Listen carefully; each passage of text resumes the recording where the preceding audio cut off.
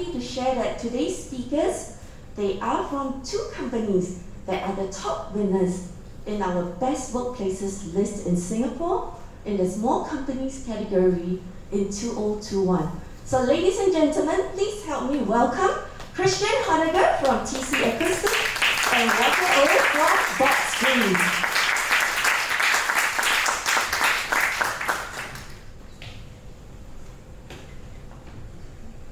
Okay, thank you very much. Christian, would you like to take a seat? Alright, so I've earned my muffins for the afternoon tea break. It's your time to talk. So Christian and Walter, thank you so much for joining us today. And I would like to start off with a short round of introduction. So could you share with us about your company as well as your role within your company? Thanks, Lily. Hi, afternoon everybody. My name is Walter. I'm a co-founder of a social enterprise / startup called Boxgreen. If you haven't tried our snacks, we make plant-based snacks and juices for mostly corporate pantries. We also deliver them to homes as well. And one fun fact is we actually make the snacks in Changi prison. So we help to train and provide employment opportunities to ex-offenders. Most of them are drug abusers. And we provide them with an employment and training opportunities. So we've grown to a team of about 30 people, and we're very honored to be of the. Thank you, Walter. Now, Walter, one question for you. I saw on your bio that you call yourself a Chief Pantry Officer. Why is that so? Just a little bit of background. I used to work in a bank, and I was a corporate person for 3 years. Couldn't find healthy snacks at work, and decided to start a business to deliver snacks. Before then, there was no Foodpanda or GrabFood, right? So one thing led to another. The original company name is actually called andrewsnut.com. My partner is called Andrew, actually. We started out this journey not knowing a lot about business, but there's always an element I wanted to give back. Right. At the same time, when starting out, we wanted it to be fun and dynamic. So everyone sort of holds a different title. Andrew is a Chief Tasting Officer. I'm a Chief Pantry Officer. I go to pantries to sell snacks to officers. I see. So that's kind of like my job. Yeah. Okay, nice to know that instead of CEO, you are the CPO. Thank you. Now, Christian. Yes. Can I be the Chief Eating Officer?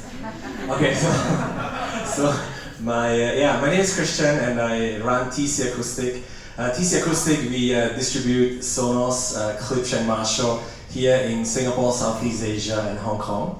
The company has been around since 1966 and I hope it's obvious that I was not around back then, so I did not start the company. But back in 2010, there was a management change or a generational change, and my friend took over the company. Back then, there were just 3 staff left, and so I looked after the sales in the first 3 years and then started to lead and run the company. And today we have 65 full-time staff and close to 100 freelance brand ambassadors.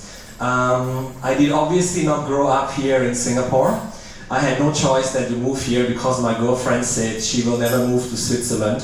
I have to move to Singapore. So I followed her lead and I moved here to Singapore and I married her, and yes, it's all good.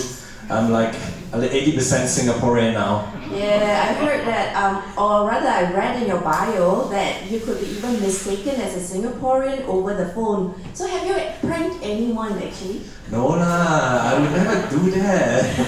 You might just try it. And I also make a mental note to be nice to you because Christian is a former national judo champion in Switzerland. Yeah, that's why sometimes accounts ask me to look at the accounts receivable and go. I see. So you can put some of your skills to work, huh? Alright. Yeah, so just to add on, some of the principles that we run our company with, we always say that we put people above profit and relationship above revenue, and that has been kind of our guiding principle over the last 12 years. Nice. So that's a nice segue to my next question. How has your organization gone about building a high-trust culture, which is critical in a great workplace? So don't be shy, don't be paiseh, either one of you can start first. Come. Yeah, I mean, as a startup and social enterprise, we don't have a lot of baggage of the history. We started the business wanting to give back already, so having double bottom line for profit, for purpose, and for people, it's been there since day one. So it's kind of there. I think before we started the business proper, we were giving, like, if you buy a box of snacks, we donate a meal to a soup kitchen. So that has been how the business was started, and the spirit sort of lives on. So in that aspect, it's also similar to Christian of wanting to do right with the people. So with the business, I think when we hire people to help us, they sort of know that we have a social mission of wanting to do good.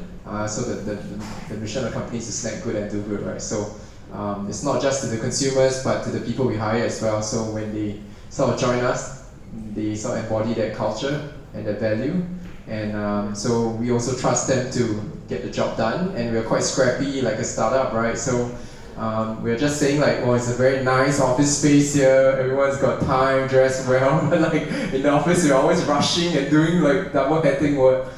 So on that front, we really have to trust people to get the job done, and when the people who join us, thankfully, they are mission driven, so they know that we are here for a purpose. So what I hear is that you are actually trusting the people to get their job done, and so you look at performance outcome rather than FaceTime or managing them by understanding what they're doing, like clocking in the hours, so on and so forth. Yeah, I mean, for us, there's a lot to be done, to be honest. Some of them are stationed in Changi prison, some of them is stationed in a warehouse in Joo Koon, there's east and the west. So the bottom line is we get the job done, and there's not enough time in the day, right? Of course. So a lot of times, one of our cultural values is to do meaningful work. So if you're just clocking in hours, I personally don't think it's meaningful. I think any logical person will feel that, hey, you're just doing a punch card, then why are you here, right? You might as well be doing another job that pays you more for not doing anything. So for us, that mission, purpose, and staying locked in to do meaningful work is important. Yeah, I can see that it's a passion that is driving you and your business, because I know that you have given up a very illustrious banking career to set up this startup. So no more fancy lunches in expensive restaurants, but really going down, pulling your sleeves up and doing the grunt work. And I can see that your employees definitely will see that passion and be able to embody that as well in their work. Christian, what about for your company? So for us, obviously, when we first started, there were four of us. It was very easy to have a good culture because we were friends, everybody knew each other, we agreed on the values that we had. But then after a while, when the company grew and we hired new people, we realized that in some of the teams, our culture and the values that we embody or want to embody, they are not as strong. And we were like talking among ourselves, and we realized that, hey, actually we never really communicated what we believe in, we never communicated our values properly. So the first thing that we kind of did is we sat down and defined the values that we have. And I have a short slide here for you. We were very intentional about our culture. And, oh no, wrong direction. Yeah, that usually happens even when I drive. Oh, okay. Why don't you help me? So anyway, you see, our culture is built by what we celebrate, praise, and reward.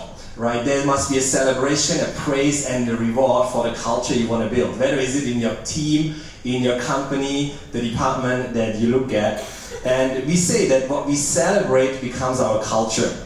What we reward becomes our goals. Who we honor becomes our values. And who we elevate becomes our role model. So it's a very intentional thing because it's almost like a garden. Back in Switzerland, we all have gardens. If you don't look after the garden, a lot of stuff will grow that you don't want there. And your company culture is like a garden. You need to tend to it. You really need to look after it. So for us, we have 4 core values that we keep on pushing. The first one is care. We want to care. We want to be a company that cares for each other, cares for the brands we represent, cares for the consumers. We also say we have a can-do attitude. Nobody in our company will say, I don't know how to do that. It's always, we will figure it out. We will somehow make it happen. Another core value is team. The team is above everything else. You have to be a team player. That's like one of the core values. And then leadership. We believe that every person in our company is a leader. We always say, if you see a problem, you own the problem. The moment you see it, you own it. And even our interns are empowered to say, hey, there's something going wrong, I want to solve that. So how do we practically implement that? The first thing that we do, and I'm very conscious of the time, okay? The first thing that we did, is we implemented the most expensive meeting of the week. So once a week, the entire staff team comes together, 65 people. The Singapore staff, the Hong Kong staff, and the Malaysia staff, they will Zoom in. And for 45 minutes, the leadership team, they will share stories of employees that they caught doing something that represents our values. And sometimes we even give out cash rewards. So if somebody found a way to save money because he had leadership, he saw a problem, he solved it, we give out $200 in cash in front of everybody else. So somebody cared for another staff. So we would share that with everybody and honor these people and put them up. So that's what we do on a weekly basis. The other really thing, amazing. So every week there's $200 voucher given out? It depends on what is happening, but we do regularly give out money. Hazel is from HR over there. She can testify for us. That's really amazing. I think that's really good to hear, not just your values and what you believe in and the statements that you share, but really concretizing it by having these meetings and reinforcing the behaviors, the desired behaviors that reflects your values. So I really love that. Thank you for sharing that, Christian. Now, so I would like to go on to the next question because it sounds good, all that you're doing in building a high trust culture and so on and so forth. But the reality is that SME face a lot of challenges, right? And I have SME clients that come to tell me that, hey, it's very tough running an SMEs. We've got challenges like employee engagement budget, ninja warrior roles, as well as helping employees find purpose for their job. I mean, for Walter's case, maybe a little bit less. But what challenges do you face that you think is unique of an SME, and how did you overcome that? If you can also help us understand a little bit about overcoming the Ninja Warrior Challenge, that would be great, because that's one of the tagline that my marketing team put in the social media, so we got to address that. Thank you. Yes, okay, so should I start? Yeah, I start first. Okay, so the important thing, so let me address the employee engagement. It's true that sometimes SME don't really have the budget that maybe a Google or a Facebook has to look at employee engagement. But in our company, we believe that the engagement comes by having a leadership team and having managers, and we train these managers in the needs of every employee, so that the managers know how to create a team and a culture where everybody feels engaged. And that's why you should be a great place to work, certified culture, because when you go through all these questions, you can kind of figure out what are the needs of these employees. So for us, we have a leadership team of about 6 people, and they are all in their mid to late 20s, and we believe that everybody's a leader. So we read leadership books, we train them how to be great leaders, and they then create that culture within their teams, and that helps to have employee engagement. Sometimes people talk about the pantries of Facebook, and the pantry, it doesn't work with employee engagement. Yeah, people just go there and eat a lot, and anyway, you should have his snacks, they're healthier than anything that you can get. But really, to make employee engagement happen, it is the leadership that needs to actively and proactively do it. Never expect HR to do it. They can help, they can guide, but yeah, we have found it's much more effective when we have a active leadership training for all of them. And talk to Great Place to Work, you will find out what people need. Thank you, Christian. For your info, we didn't pay him for that. Yeah. So very nice. What I'm hearing is that, firstly, the awareness and also the training of the leaders, and also looking at the leadership at every level. And the awareness from the survey data is very important as well, because from there you can understand exactly which are the dimensions that you're looking at that you're performing, outperforming, and which are the areas or dimensions that you're underperforming. Thank you, Christian. What about for Walter? You can share a little bit about Ninja Warrior role. Yeah, I mean, because you're a CPO. I was just sharing like everyone wears like multiple like hats at work, and I think being in an SME is tough enough because of the endless tasks you have to do, and it seems like you'll never have enough people or budget to do anything, right?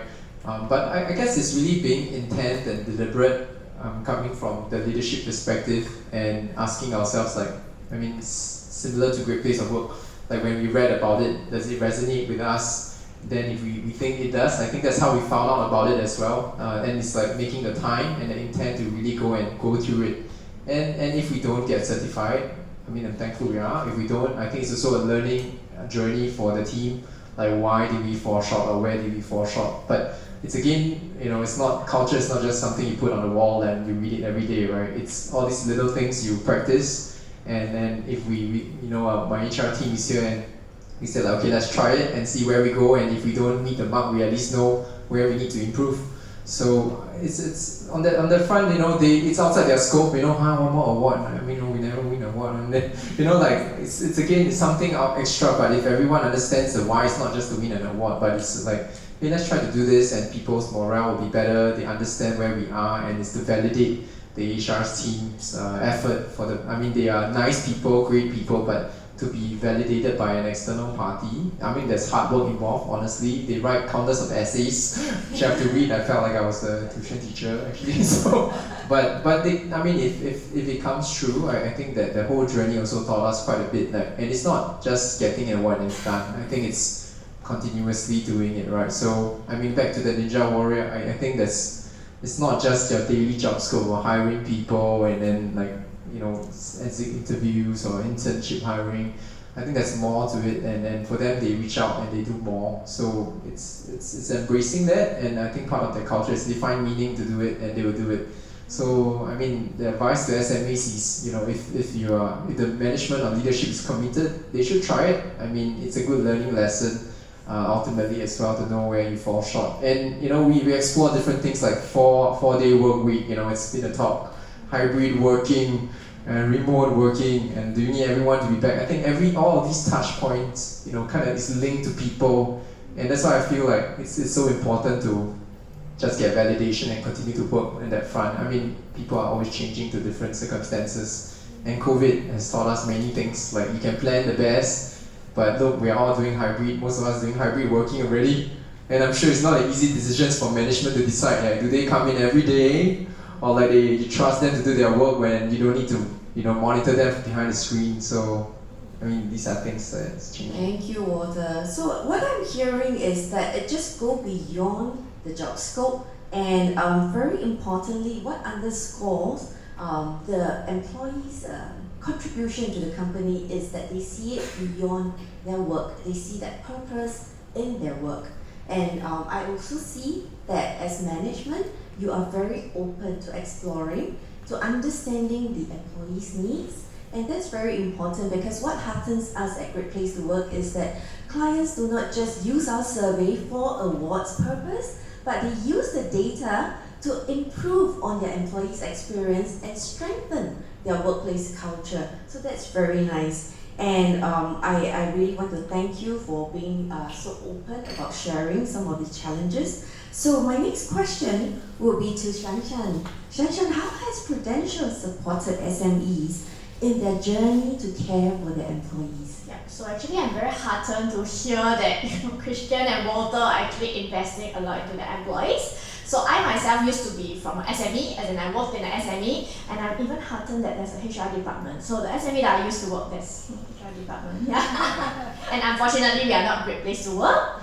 But I think it's really important for you guys to really invest in your employees, whereby it's a lot into the people. So I think at Prudential, our motto is actually to help our customers get the most out of life. and particularly for SMEs, because we see SMEs as an underserved market, and we really do want to serve our SME segment in Singapore. So one of the new initiatives that we actually did is actually our Skills Accelerator program, and we are already changing the way that we are serving our SME segment. We are not just talking about just corporate insurance. We really want to go into preventive healthcare, whereby employees really benefit from all of our health and wellness initiatives that we do have at Prudential. And also at the same time, beyond just insurance, I believe that most of y'all would only, when I talk about Prudential, you only think of, oh, okay, yeah, they're selling insurance. Yes, we are selling insurance. But I think we are always innovating beyond just insurance. Based on our latest survey that we actually did, right, we realized that 47 of the SMEs employees, right, would actually like to see their company, taking care of their learning and development needs. So not only looking into, let's say, the $200 bonus that I look forward to every week, but also at the same time really taking charge of their own career. So we actually partner with Skills Future Singapore, whereby we are part of the Skills Future Queen Bee initiative, whereby Prudential actually help over 100 SMEs to actually upskill their employees. So it's really looking into, let's say, for example, during COVID, everyone talks about digitalization. Everyone says, okay, we need to go into social media marketing. I need to make sure that my employees have the skill set to really take orders digitally, for example. So these are the things that we really value add to our clients and our SMEs generally, under the SME Skills Accelerator program, whereby we take care of their training as well as development needs, so that they also see a purpose. Because if their company invests in their career development, this is something that we actually are able to partner them to really identify what they need for their training, and how they can actually look for Skills Future relevant subsidy to really support them as well. And I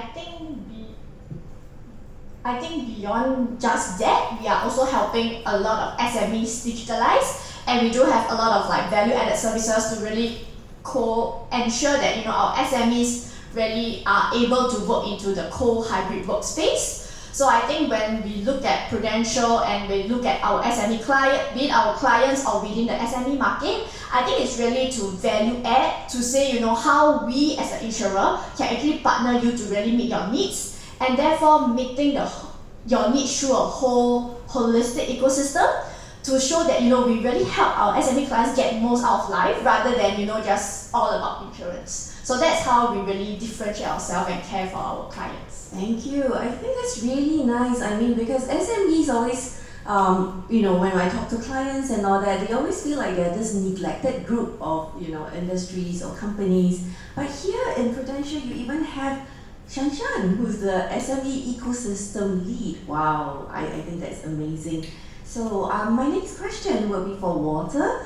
Walter, it's really amazing that 100% of your people in Boxgreen says that management trusts the people to do a good job without watching over their shoulder. So this is the part where you mentioned earlier, where you allow them to do their work, you don't watch over their shoulder, and they just producing the outcome. But the next statement, people are encouraged to balance work life and personal life.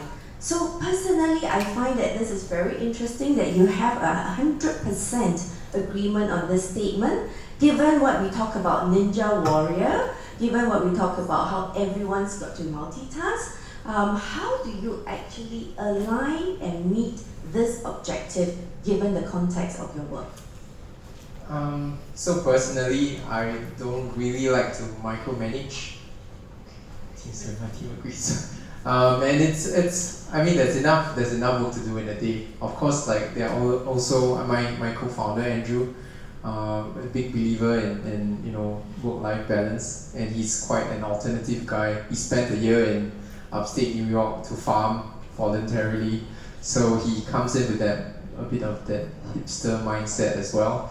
Coming back to hipster is good, so long as it's not gangster. Yeah. So at least in the company, we recognize that you don't need to put in 8 hours of work to get 8 hours of results. I think I always tell the team, if you for example, with the sales team, I said if you can clear the target in half the year, you can take the other half the year off. I don't really care.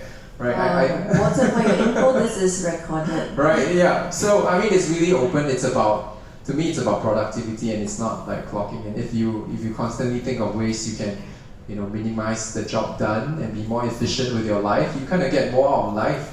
And I think COVID especially taught us that you don't need to sit in 8 hours a day to get the job done or just to make your boss feel happy. I mean, I don't like sitting there to watch over my team. I think that's very meaningless to me.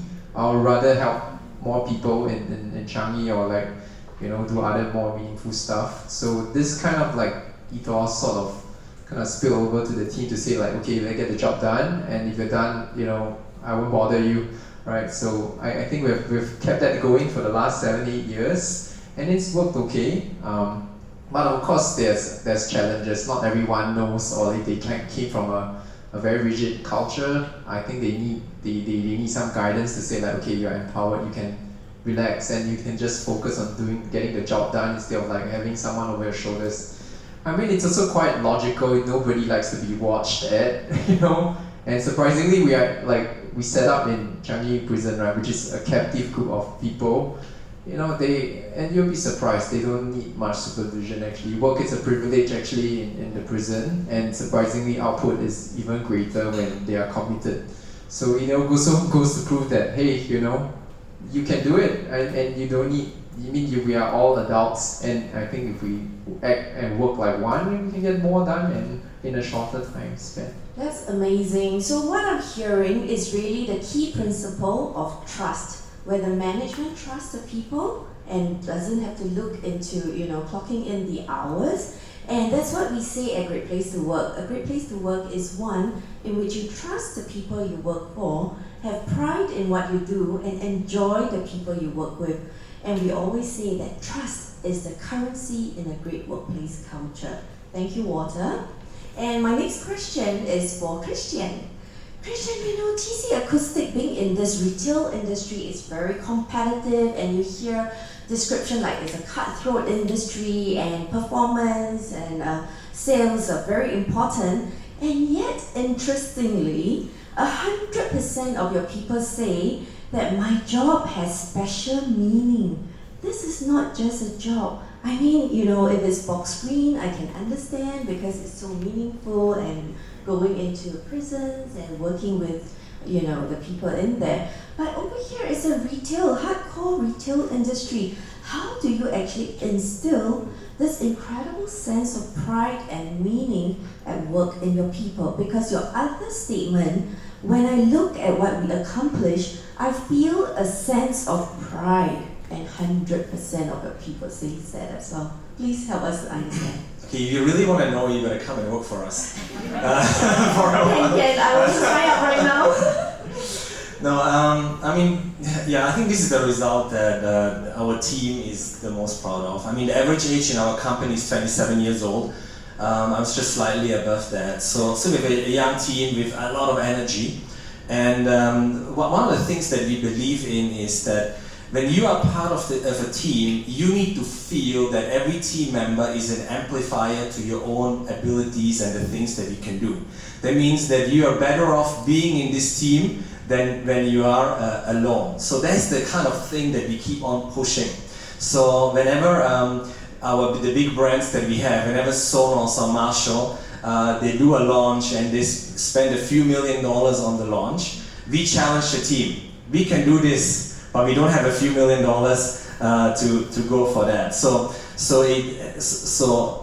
the team will look at themselves and find that, hey, we did a lot more than we could actually do. So why is that so? One of the things is I mentioned to you our values: can-do attitude, leadership. We make sure that failure is safe. So when people go and try things and they fail, there will be no consequences because they did try to do something. And it's a very hard thing to do with young people because they remember their O-levels and their A-levels, they only had one chance and they had to get it right. But in our company, you have many chances to get it right. And I think the secret sauce to everything is this, that on a weekly basis, our leadership team, 7 of us, we meet every week and we review all the core numbers We look at our performance, how are we tracking, are we going to go for our quarterly goals or not? And one very important part that we always cover is how are our employees doing? And the 7 leaders, their task is to every week meet one employee in a meaningful way, either coffee or lunch, find out how are they doing, find out what are their dreams, and then we try to help make that come to pass. And we would also very early on identify when people have a low morale, or sometimes we identify certain medical conditions and then maybe the company can help. So we are very intentional about making sure that the team is taken care of. So the leadership knows the people. And sometimes people will say, hey, I'm an accountant, but I've always dreamt of doing like a product launch. All right, so we know the next product launch that's going to come, you make this person part of the team that is going to launch this new product. So they have exposure to other things as well, and they can do what they actually want to do once in a while. Wow. We just need to be careful it doesn't become a ninja warrior role, right? But no, we do that because they want to do it. Wow, thank you so much. So I can see that behind these 2 statements, right, the 100% scoring is this sense of care. They feel that they are being cared for by their leaders, and I really like this analogy of amplifier, where everyone sees that they are not just a function of themselves, but really a function of a bigger team. And the can-do attitude is so powerful because, like you mentioned, Singaporeans, we are really, really traumatized by O-levels, A-levels. And so to give them that empowerment to say, hey, it's okay to fail, and maybe even have failure party, why not, right? So that you can actually have even more breakthroughs. Thank you so much for that. I really love how your leadership comes together and discuss on a weekly basis how your employees are doing. That's really powerful. So my next question is actually to Shanshan. Shanshan, how has Prudential supported the SMEs during this COVID season? Yeah, so I think beyond just learning and development, we also see that with all COVID, people are a little bit more conscious about their health. So I think what we really differentiate ourselves is to really ensure that SMEs can actually insure their employees up to age 100. So like Christian still is very young, so probably not our target audience. 27. Yeah, so I think what we really differentiate ourselves is to really make sure that we are able to insure our clients of up to age 100, which is something that we are very proud of because with the increasing aging population and workforce, so that is something that we are good at. And also at the same time, we do provide health screening as well as vaccination. So we also ensure that our clients are actually kept healthy, because I think we are moving a lot more towards primary healthcare. We are moving more towards the preventive healthcare to make sure that our clients actually stay healthy. Thank you so much, Shanshan. Wow, insurance up to age 100. That sounds really good. So I know that time has kind of caught up with us, so I will end off the session with one last question for Walter and Christian. So you are really, one of our top companies in our best workplaces winners list in 2021 and even the years before, and you have to actually start off with being Great Place to Work certified and moving on to the journey to be Best Workplaces list winners. Now, what does being Great Place to Work certified and being on the Best Workplaces list mean to you? So what does it mean to us? How we knew about Great Place to Work is actually our owner, a shareholder, was reading in the news about Great Place to Work and said, hey, why don't we do this? I think we can do well in this. So we went for it, and we got certified. And what does it mean?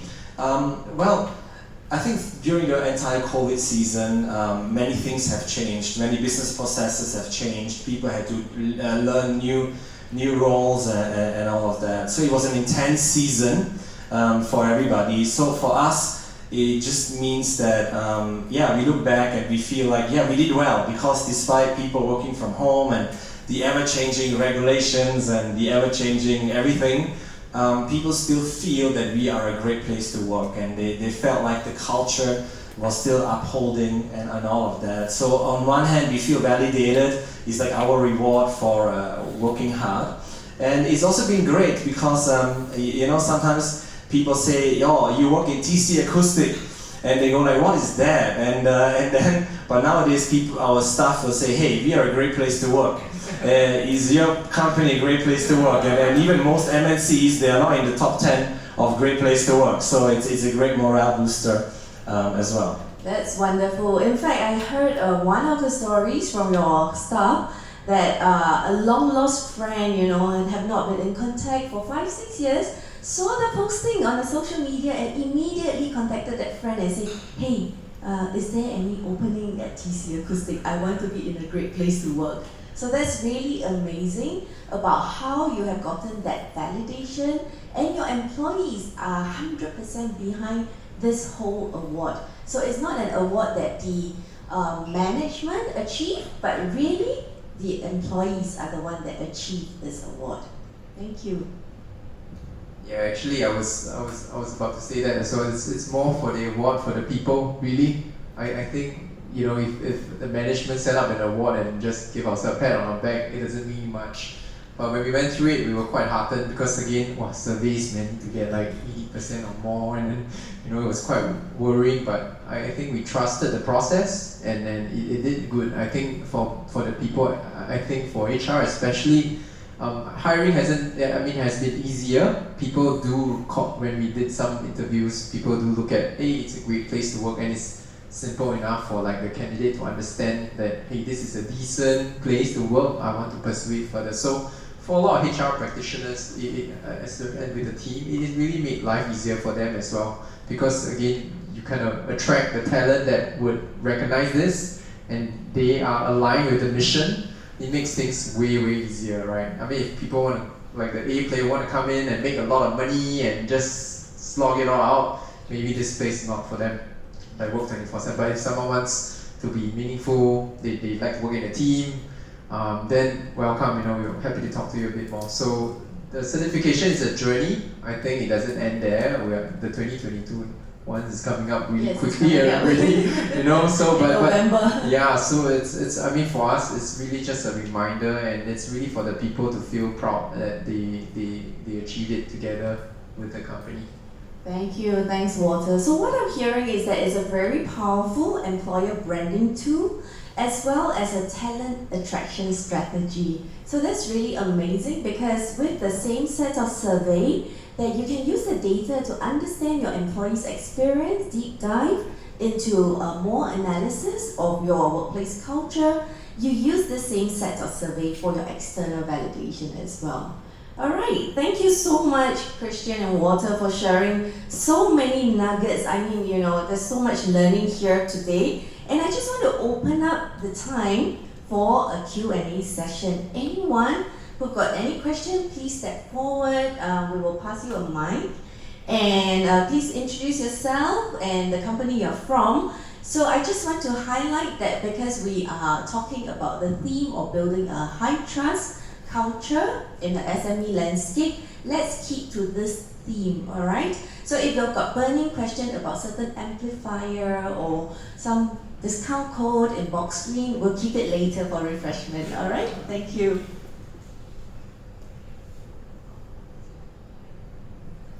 Anyone? Oh, good. We've got one. I actually have two questions. I have a question for Walter and a question for Christian, a different question, so I'm afraid I have to phrase it separately. Walter, I'm curious why you set up Boxgreen as a social enterprise. I think that term is not well enough understood in Singapore, so sometimes people misunderstand what it means. Do you face that issue with your staff and your hiring? And then maybe I ask this to you first, and then I have a different question for Christian. Yeah, it's a very common question actually. Social enterprise, sometimes people feel like it's non-profit, but actually we are for profit, but we have a social purpose to it as well. Boxgreen, if you Google it, we did raise funds from venture capitalists and private equity funds and impact investors. So by all means, they expect a return on their money as well. So we operate just like a for-profit business. The reason why we started this, it's really, I think it resonates to me that business has to exist as a force for good. And you know, we talk about capitalism, we talk about, you know, the people, I think the top 1% of the population in the world kind of controls 80% of the wealth. So that never sit right with me from the beginning. And I work in the bank, so naturally I know where the money is. So from the get-go, I always thought that business needs to exist for a purpose. And in this generation, thankfully, and in this time, people are looking for more meaning to work than just money.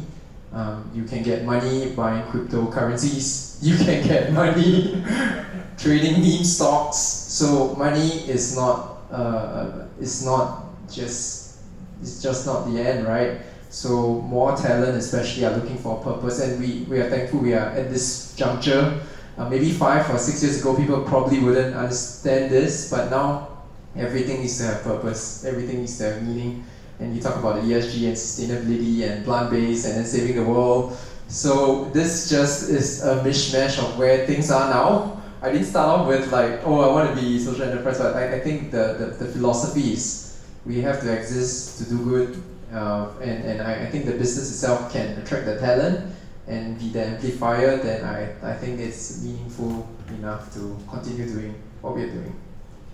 I do have a follow-on, but I will ask you later separately. But on Christian's side, usually SMEs by nature means that they're owned by a very small group of shareholders, right? It's not, and sometimes there's a mentality that the more I do for my staff, it's money out of my pocket, right?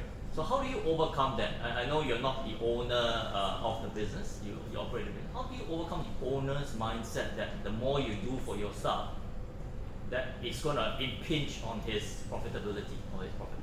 Does he have mindset? Yeah, that's a very easy question.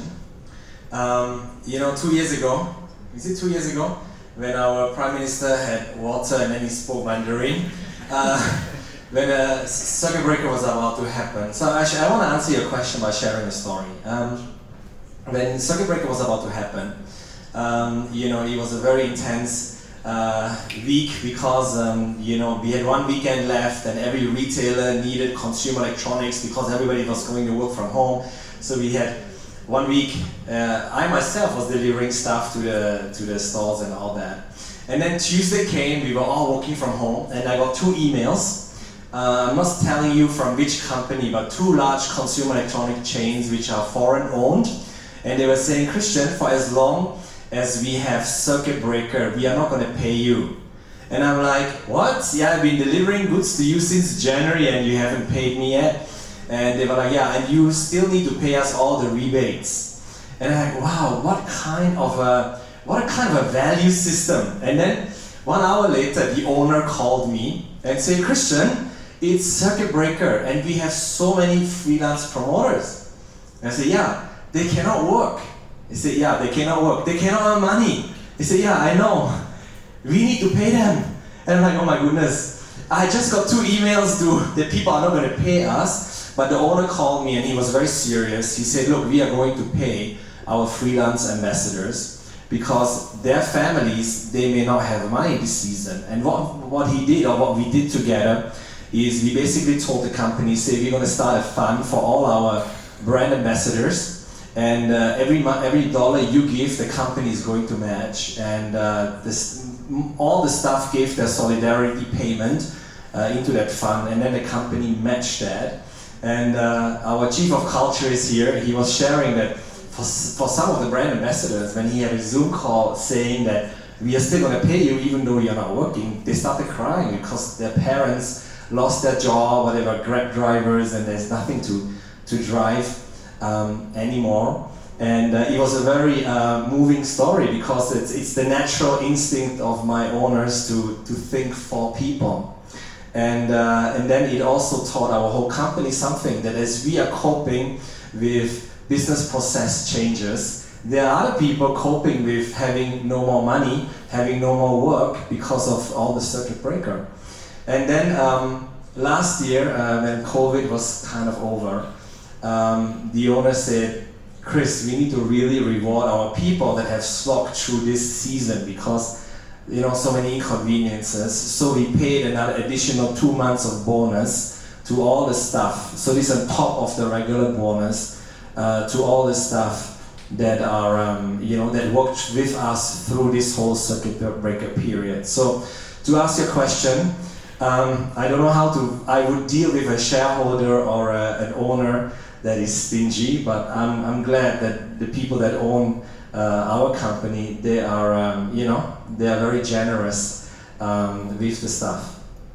So it's really amazing when I hear your story about, the 2 emails, and really when the rubber meets the road, that's where you will see the true colors, right? So at one end, you see, companies not going to pay, and on the other end, you have an owner of a company thinking of their people first. So I think with that, your people will know, and it will definitely build that loyalty within the team. Thank you so much for sharing this very nice story. Thank you. All right, so let's have the next question. Don't shy. Yes, come.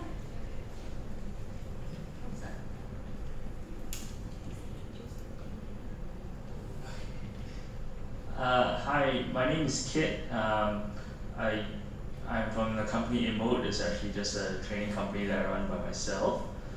I have 2 questions, so for both of you. So should I ask one and then the other? Okay, I'll ask it one at a time. The first question is around how do you create the culture of trust throughout the team. Of course, you're a founder and a CEO, and you mentioned values. But I think there are a lot of companies out there where the leaders may have good values, and really good intentions, but somewhere along the way those values don't translate into great cultures. So I wonder, how do you empower your team through training or whatever to make sure that those values and the day-to-day runs all the way through?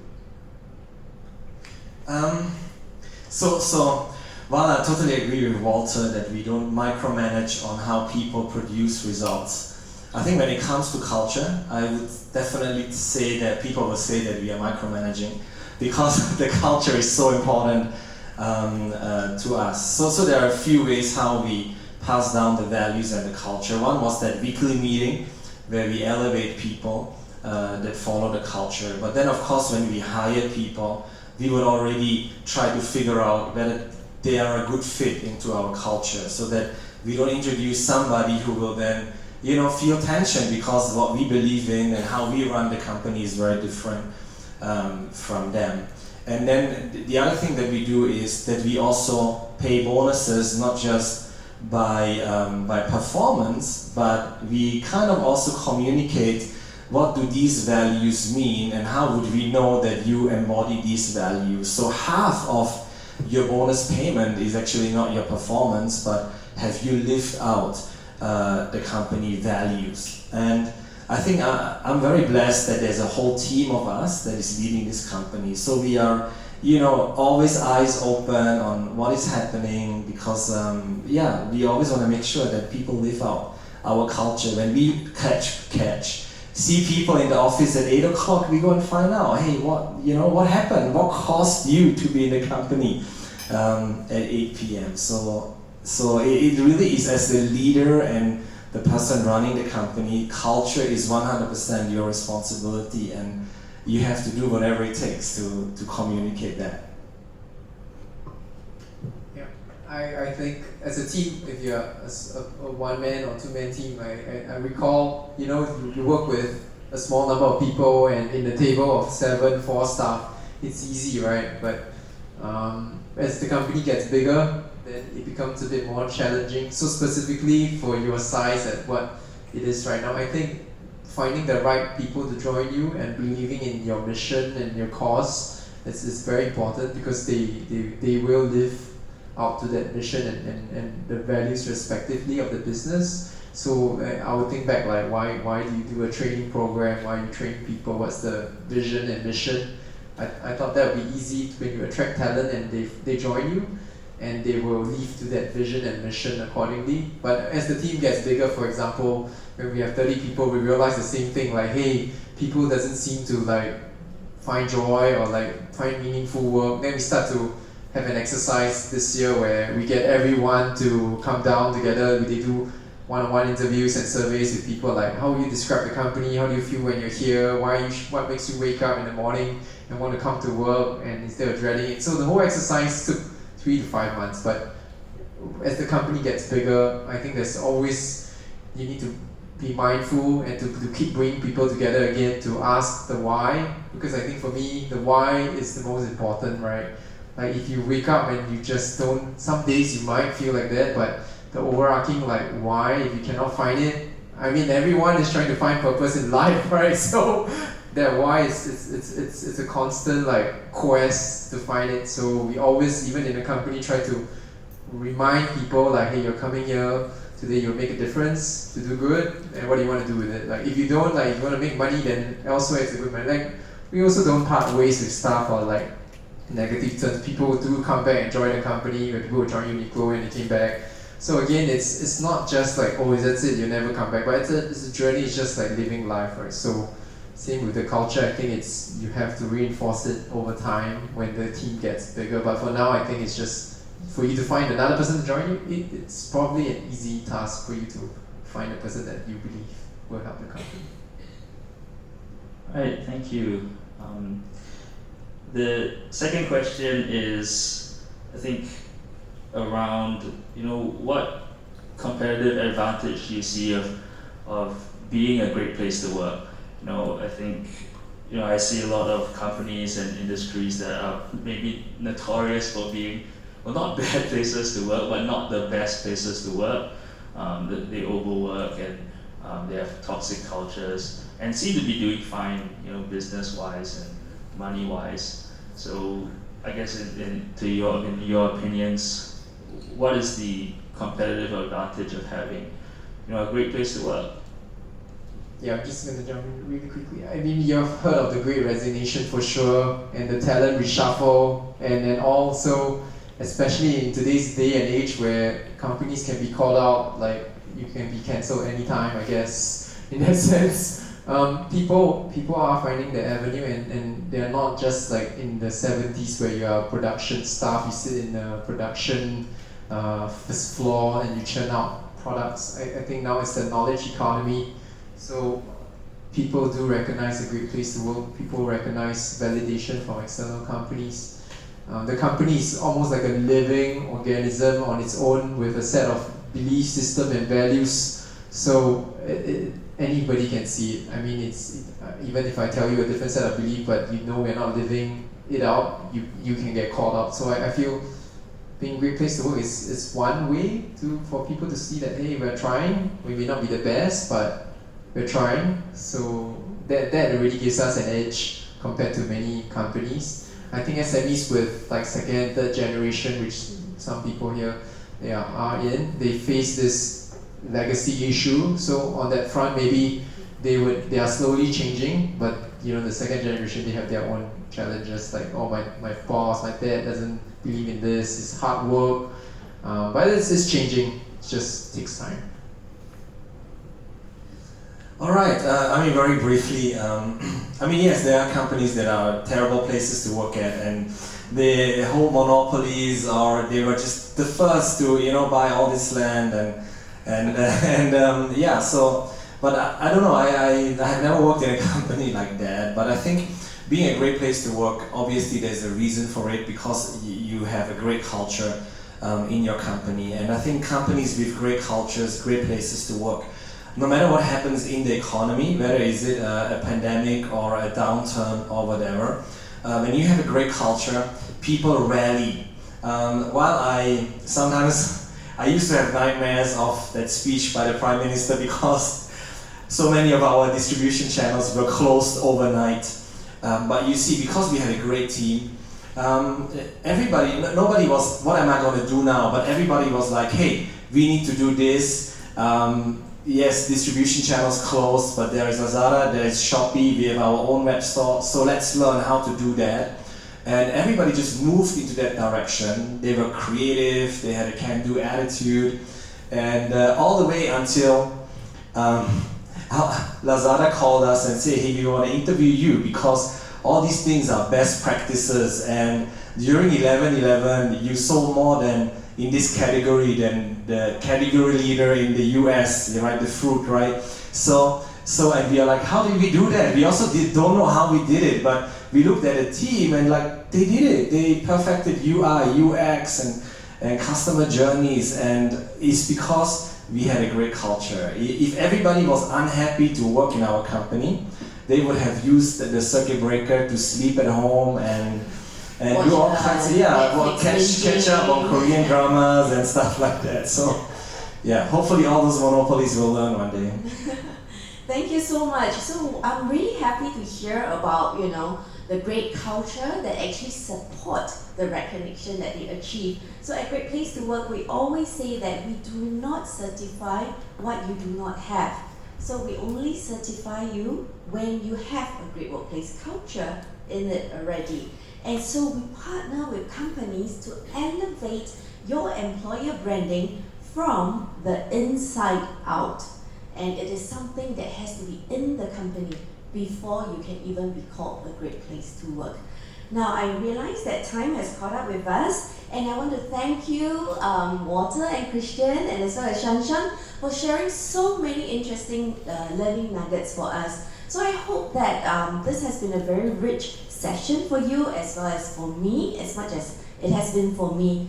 And I believe that you've got further questions. We can always adjourn to a short time of refreshment after this to just continue our conversation.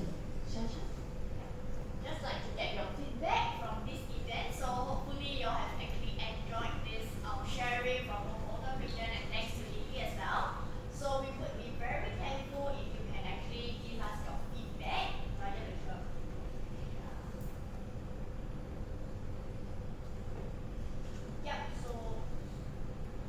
So we would be very grateful if you can actually share your feedback with regards to this webinar / event that we have for you today. And also, if you have more questions for Walter as well as Christian, we do have some food and beverages up next, so feel free to actually network with the rest of the SMEs here. So hopefully you enjoy this event. Thank you very much for your time today. Thank you. Thank you very much, everyone.